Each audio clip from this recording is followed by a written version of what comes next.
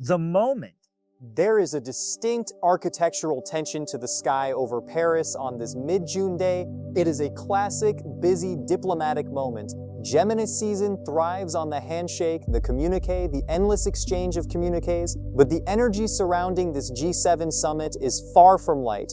With the sun and moon meeting in the sign of the twins at 24 degrees and 28 degrees respectively, the atmosphere is intellectually charged, frantic with data points and competing narratives. It suggests a gathering where the sheer volume of words is being used to mask a profound underlying instability. The World Tension Index is sitting at a high 803.7 and rising, indicating that we are in a phase of dispersal. Energy is not holding a pattern, it is leaking out, chaotic and reactive. This isn't a year for steady consolidation, it is a year for friction. We must look to the heavy structural shifts that have framed the months leading up to this. In February of 2026, Saturn moved into Aries, the sign of the warrior and the pioneer. Mundanely, this ingress marks a hardening of borders and a shift toward aggressive national self-interest. It is the astrological signature of tariffs. Saturn represents the barrier, the wall, or the tax, and Aries is the impulse to prioritize the self above the group. That Saturn is currently traveling alongside Neptune in Aries paints a picture of ideology cloaked in policy.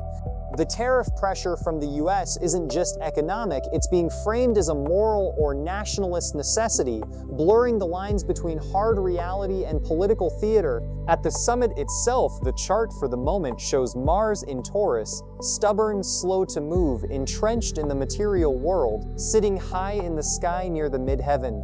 This is the bull in the china shop placement. It suggests that the debates over resources, money, and land, the very essence of the tariff dispute, are fixed and immovable. Nobody is budging. Miss the tight aspect here is a quincunx between Venus and the true node, an awkward, off-kilter angle that implies a necessary adjustment.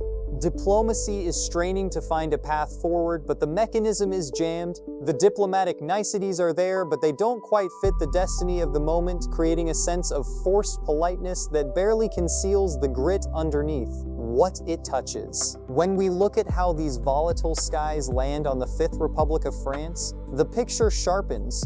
France is hosting, so it is France's chart, the country's natal architecture, that is absorbing the shock of this convergence. The most volatile signature is transiting Uranus conjunct France's natal Mars.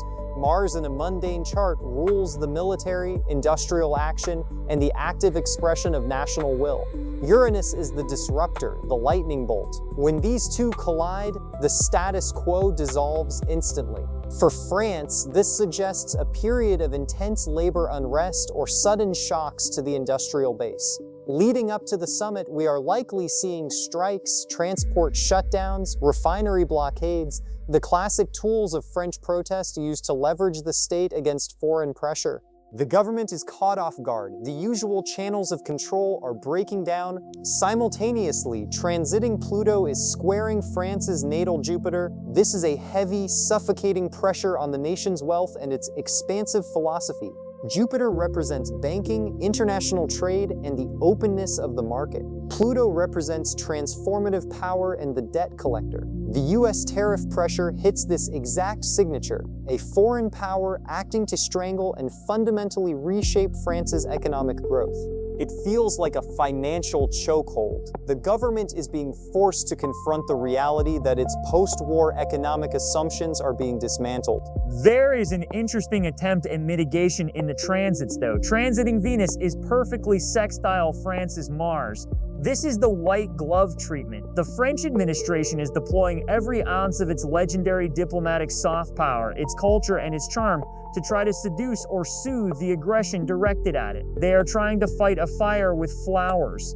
But because Uranus is also conjunct that Mars, the charm has a razor's edge. One wrong move, and the situation flips from negotiation to open confrontation. The moon sits exactly on France's natal moon as well, meaning the public mood is emotionally raw. The French populace feels this summit viscerally. It isn't just a meeting of bureaucrats, it feels like a violation of the home front. The imagery here is evocative of the Tower card in the tarot, structures being shaken by lightning, but with a twist. The tower is being struck, yes, but the occupants are trying to wallpaper over the cracks as the debris falls. It is a moment of high-stakes denial, how it rolls forward. Looking at the arc of time from this June summit through late September, the narrative shifts from managing the crisis to the crisis managing the outcome. The summit itself acts as the turning point, the peak of the cerebral Gemini energy, but the planets are moving into the fixed emotional waters of summer. The immediate weeks following the summit see Mars move from Taurus into Gemini on June 16th, turning the entrenched stubbornness of the meeting into a flurry of arguments. We can expect a war of words to follow the diplomatic silence. Communications lines will be noisy, contradictory, and likely leaky. By August, the configuration darkens considerably. On August 12th, a total solar eclipse occurs at 20 degrees Leo. In mundane astrology, Leo rules the head of state, the president, and the heart of the nation.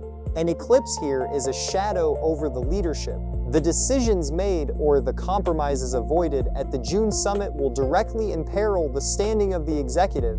If President Macron attempted to spin tariff concessions as a victory, the electorate will see through it. The sun, representing the ruler, is being blotted out. This often correlates with a sudden fall from grace, a scandal, or a forced resignation of a key minister. Furthermore, Mars enters Cancer on August 11th, bringing the conflict into the realm of nationalism, home security, and raw emotional protectionism. The trade war stops being abstract spreadsheets and starts affecting households directly. Food prices, energy costs. The Saturn in Aries hardening is no longer just a policy. It is a lifestyle constraint. The months ahead suggest that the diplomatic fix attempted in June was merely a tourniquet, not a cure. By September, as the cyclic index peaks its dispersal, the structural reality will settle in.